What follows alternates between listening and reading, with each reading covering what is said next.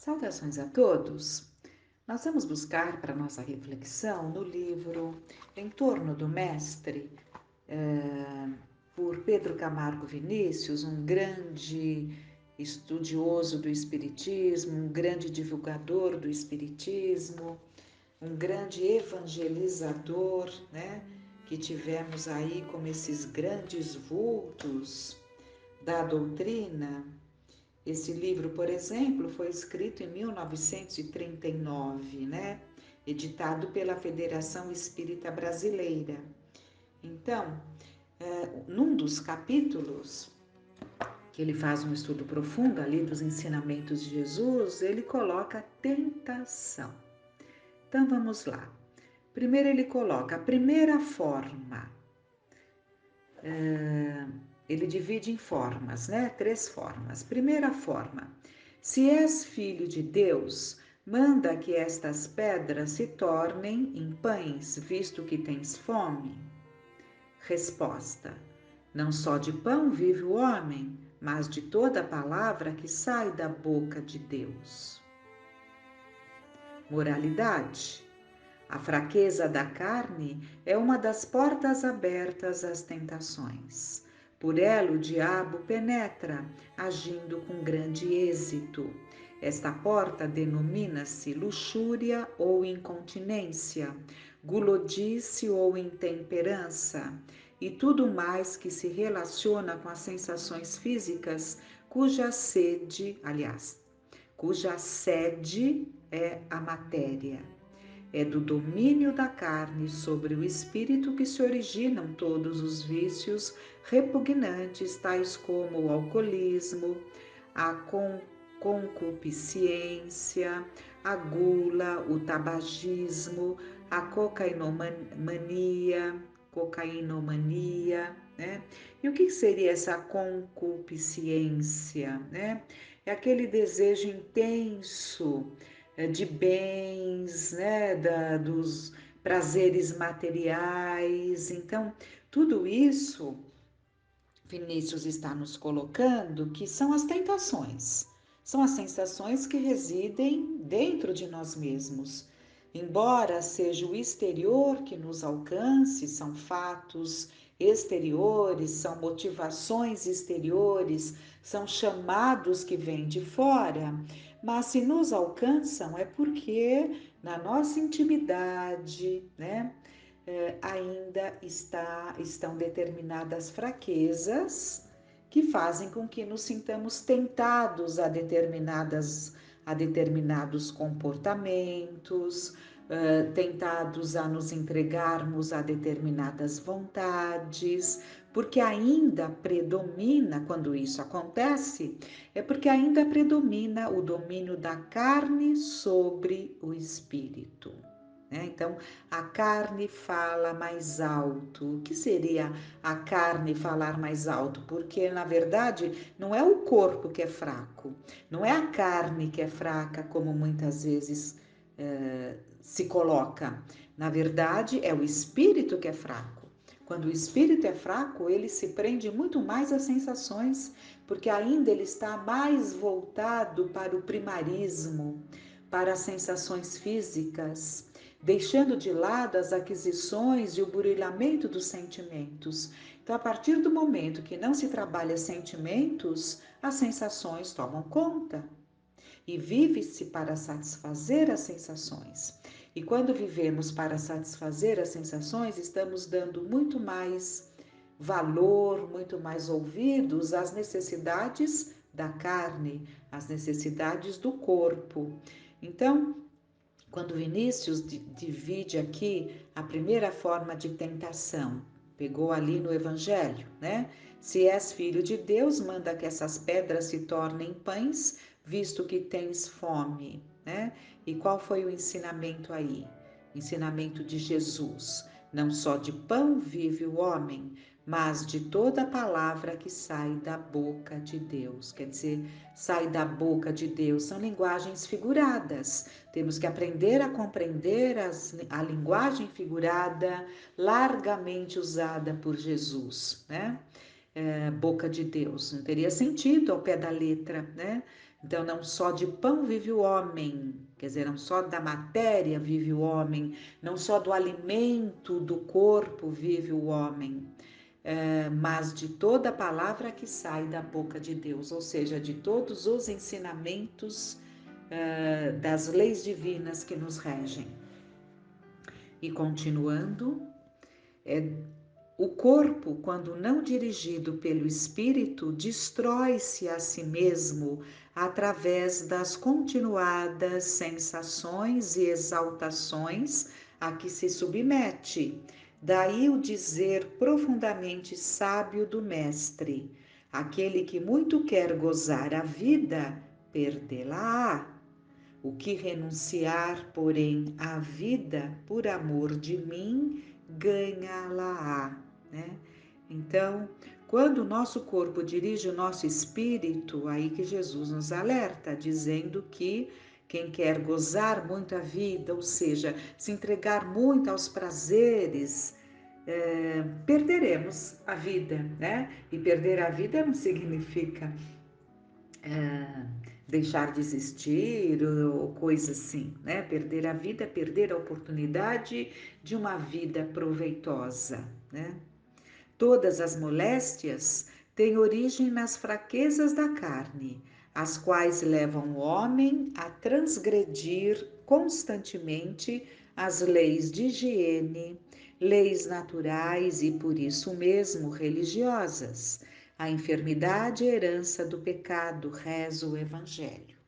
Então, o que Vinícius está nos passando, e é uma grande verdade, que as moléstias têm origem nas nossas fraquezas.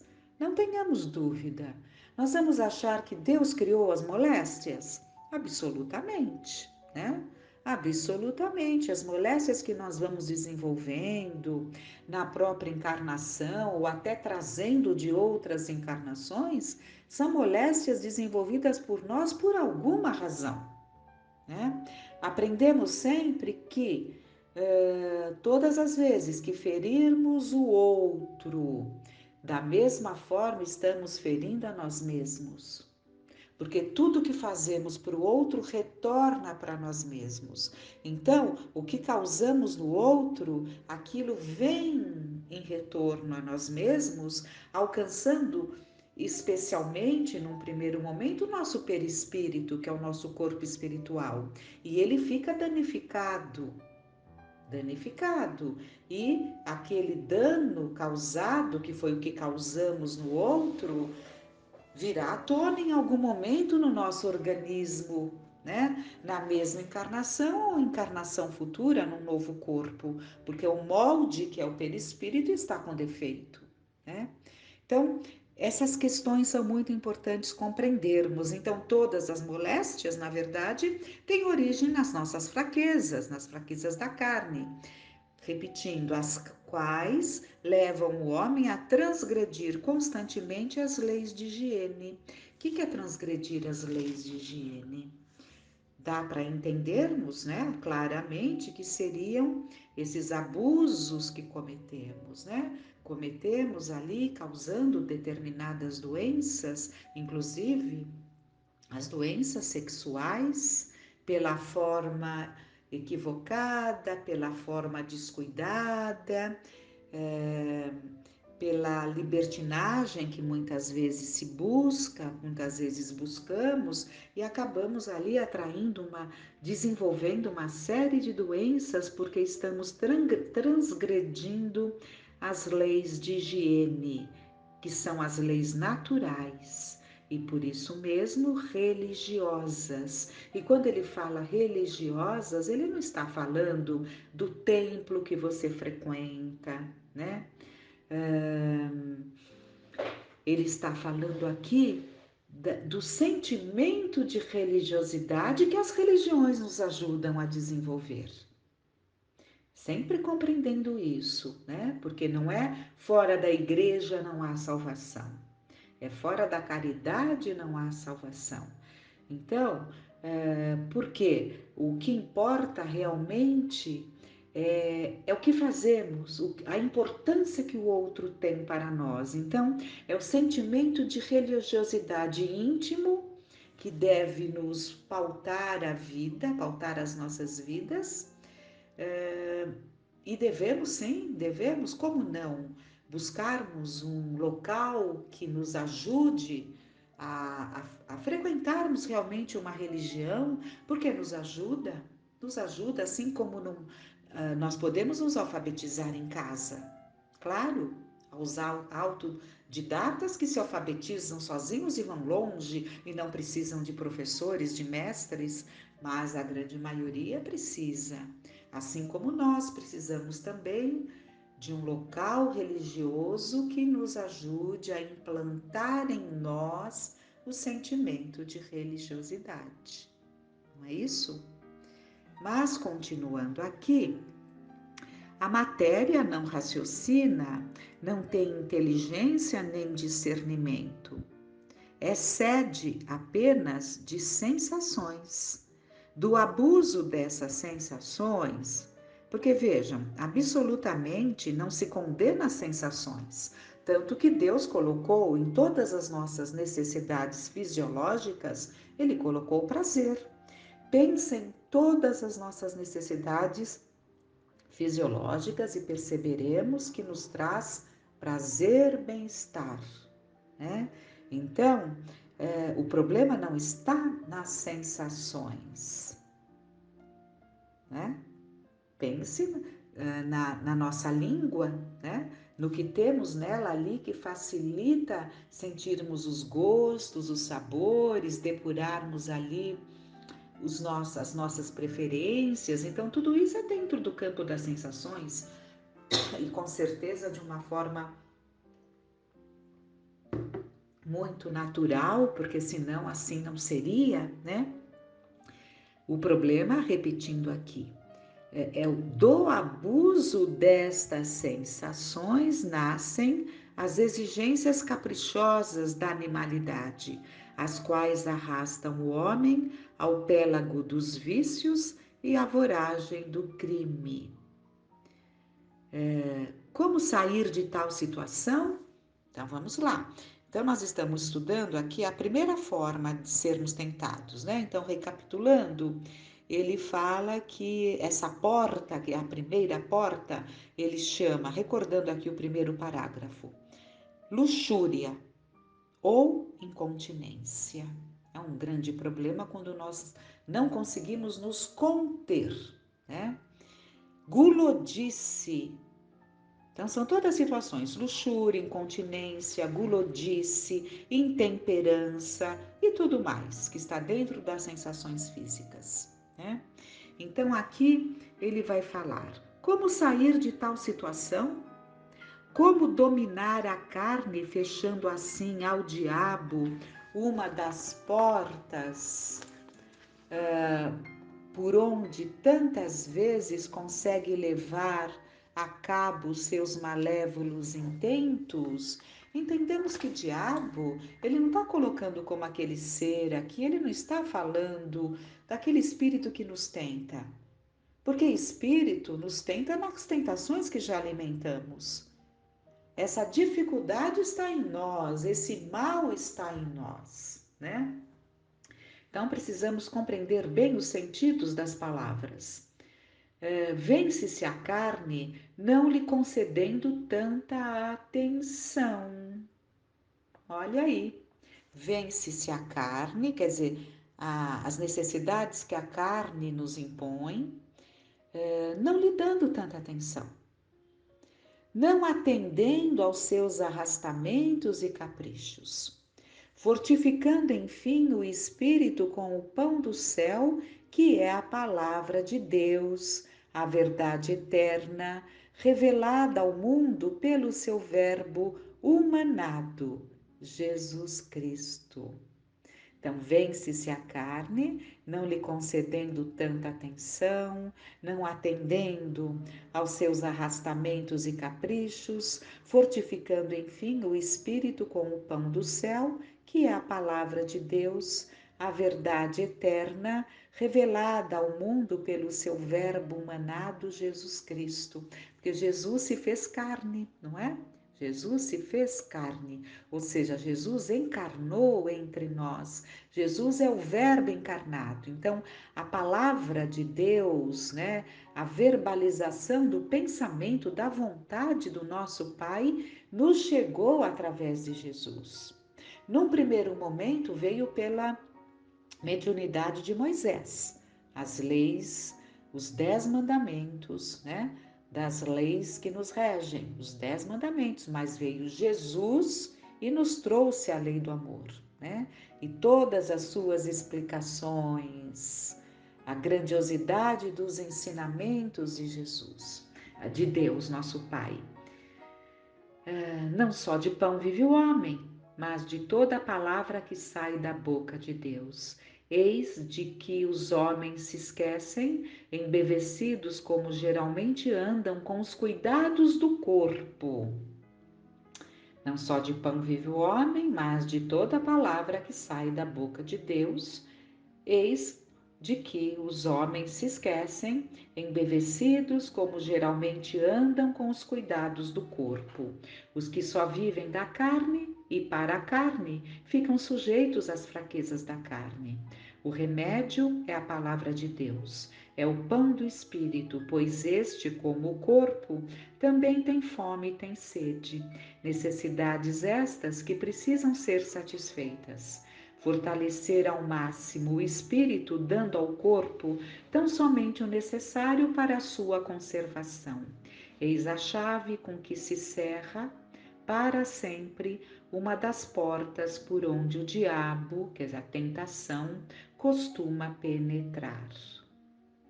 Assim procedendo, curaremos também da matéria. Graças à direção do Espírito, o corpo se embelezará, far-se-á forte, alcançando longevidade acentuada. Então, ficam essas reflexões, esses ensinamentos trazidos por Pedro Camargo Vinícius, em que ele coloca a primeira porta das tentações, né?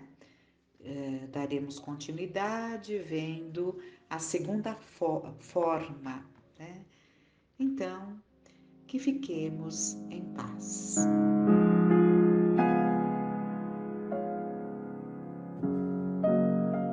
Olá pessoal, tudo bem?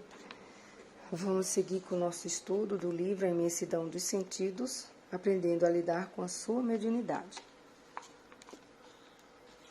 Li o capítulo Mediunidade e Religião e não foi possível finalizar.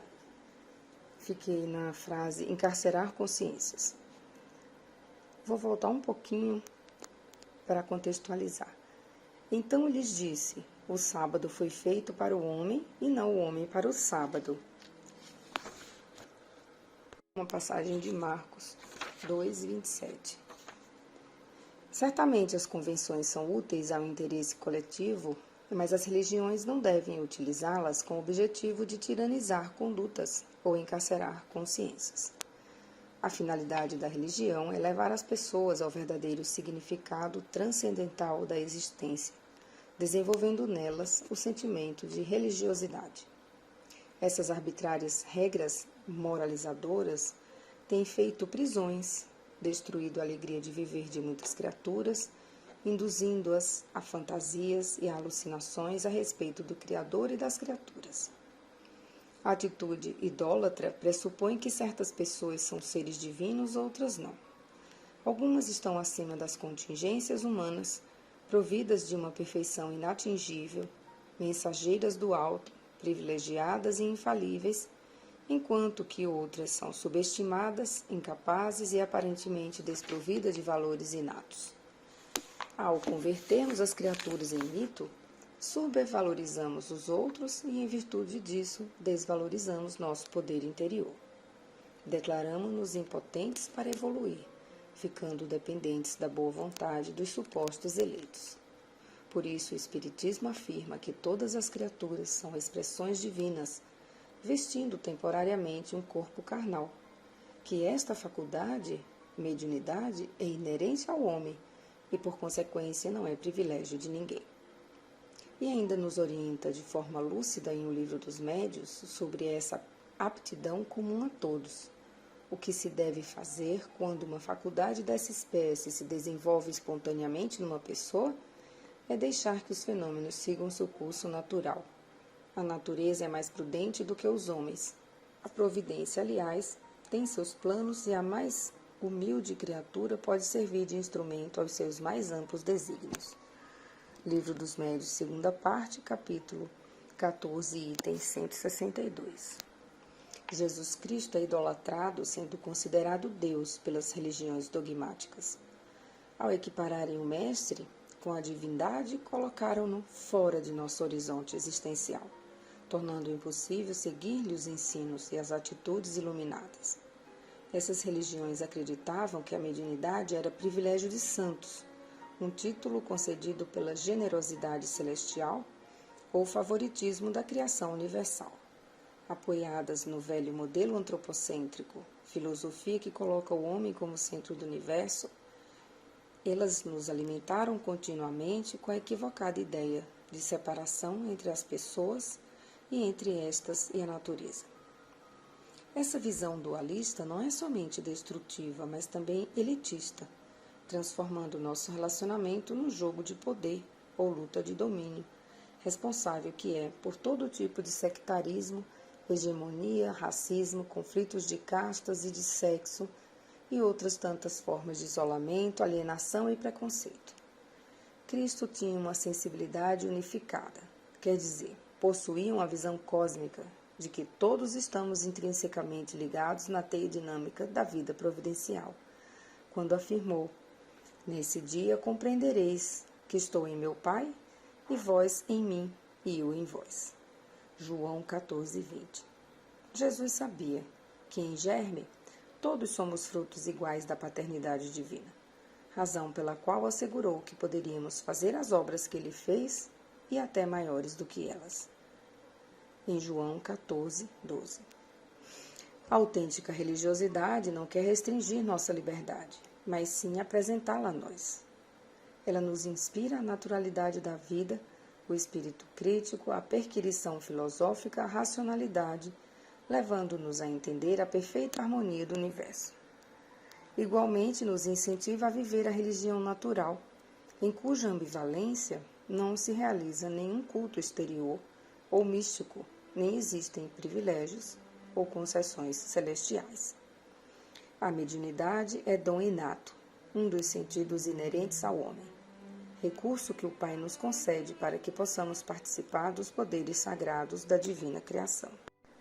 Próximo capítulo, ser bom. É preciso convir também que o orgulho, frequentemente, é estimulado no médium por aqueles que o cercam.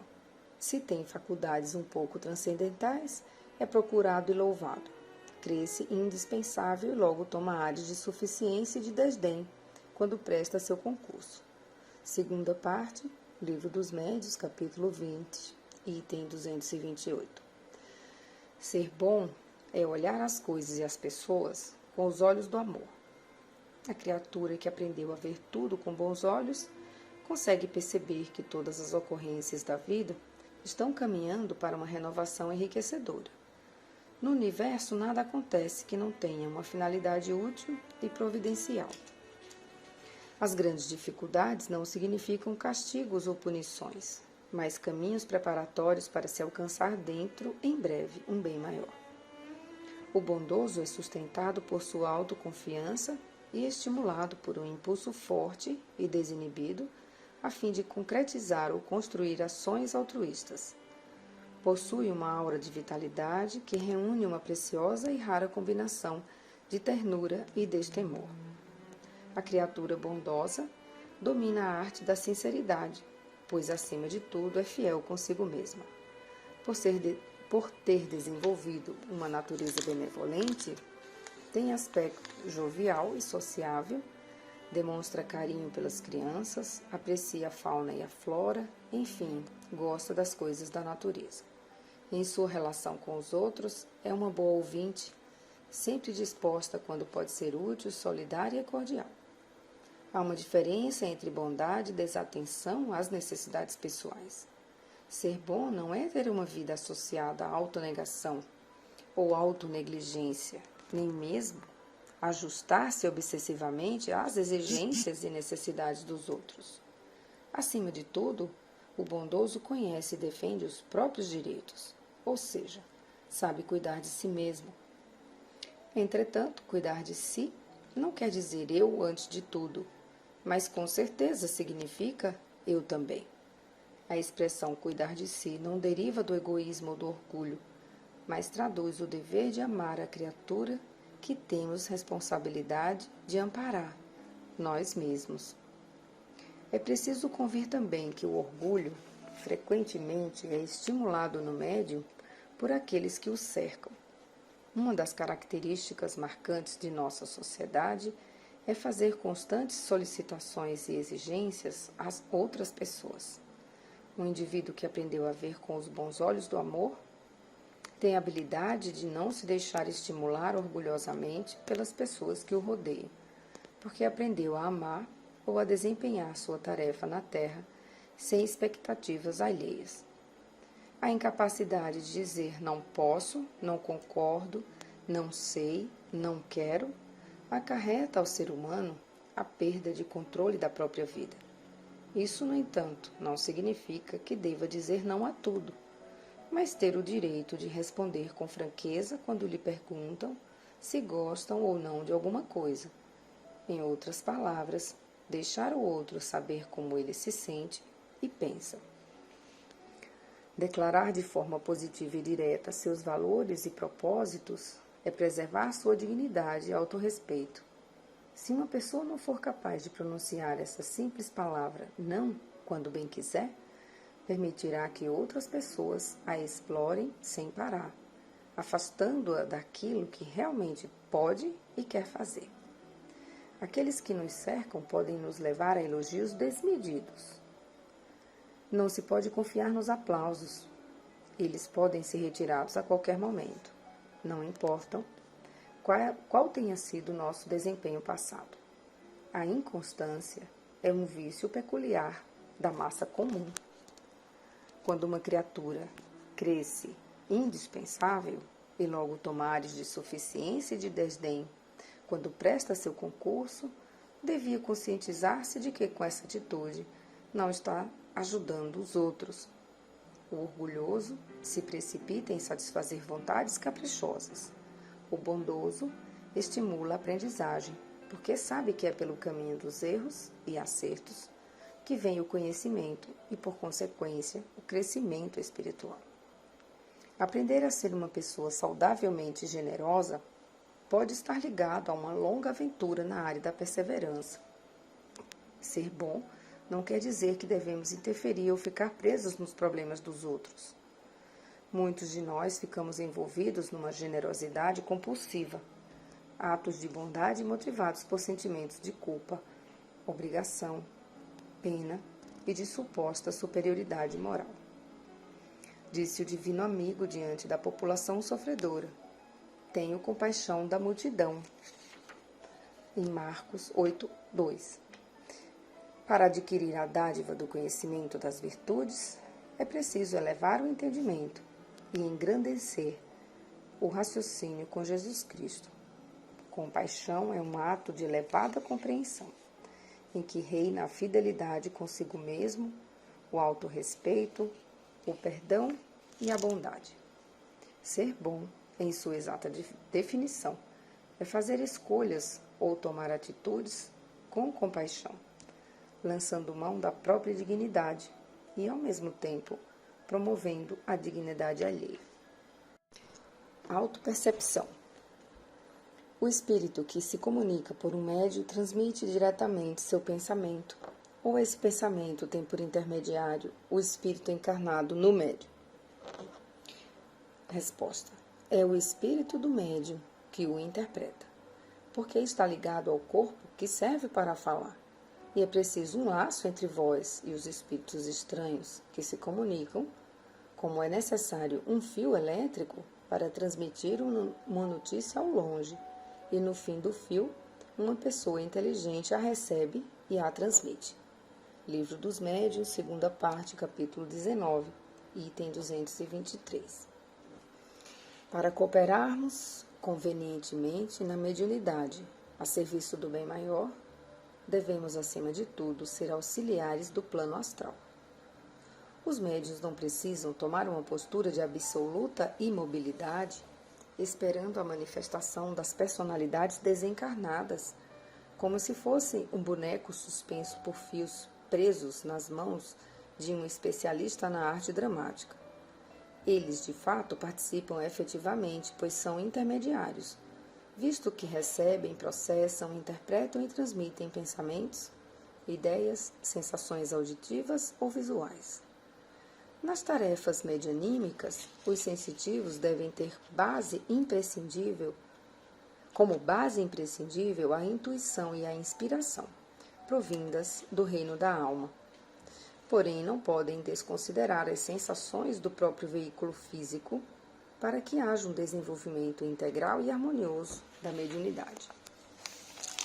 Quando há equilíbrio entre o nosso eu espiritual e o nosso eu corporal, somos capazes de nos identificar com os espíritos comunicantes e, a partir daí, começamos a criar uma maior percepção do fenômeno mediúnico.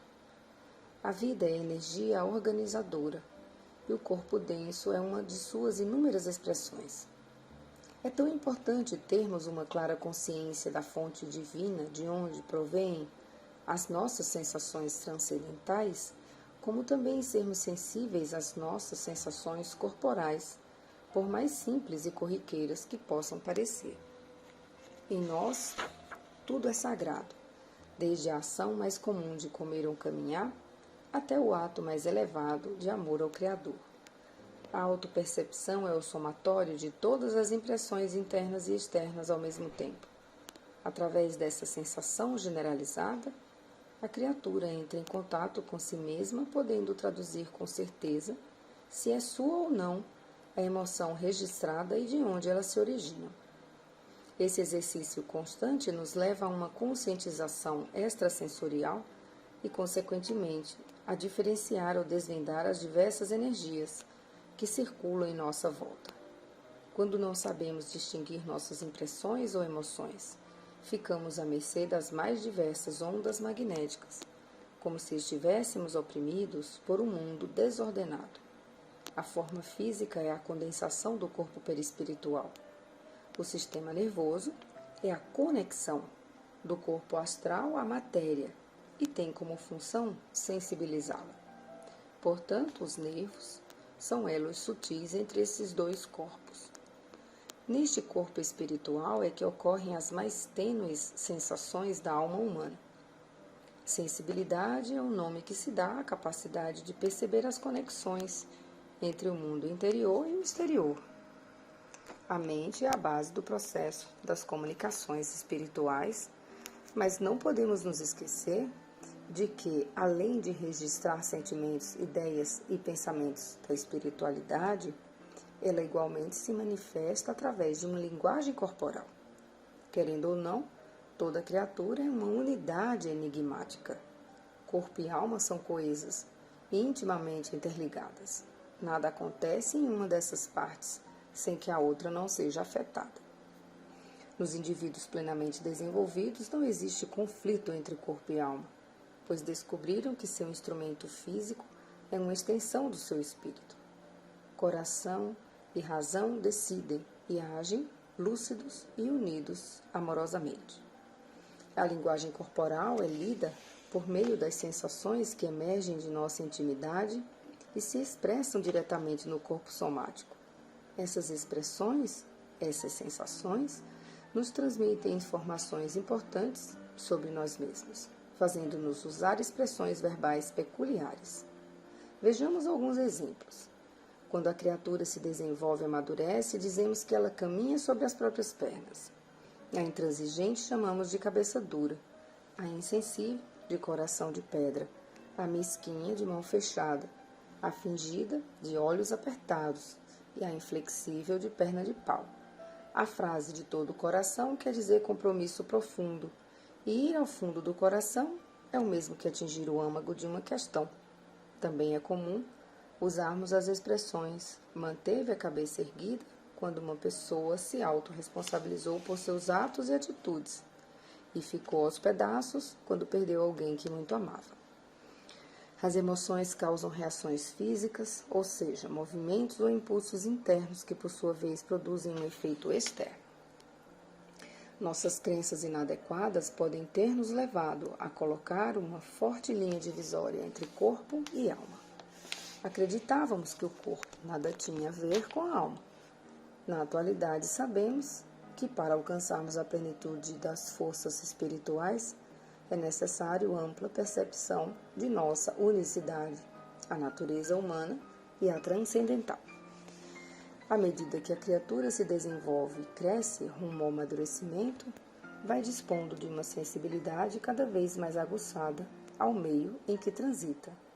Seleciona ideias, pensamentos, oscilações psíquicas, como o garimpeiro que separa do cascalho a gema preciosa ou o metal raro. É o espírito do médium que o interpreta, porque está ligado ao corpo. Assim esclarecem os espíritos superiores a Kardec ao se referirem ao mecanismo das comunicações espirituais. O médium é um ser integral. Ele não é somente a alma. O corpo faz parte do seu eu total. Quer dizer, acima de tudo, é uma individualidade e não um ser dividido. A nossa percepção pode vir acompanhada por um conjunto de impressões com qualidades diferentes, como as sentimentais, amor, alegria, tristeza, angústia, as emocionais, raiva, libido, medo, surpresa, as sinestésicas, tato, olfato, gustação.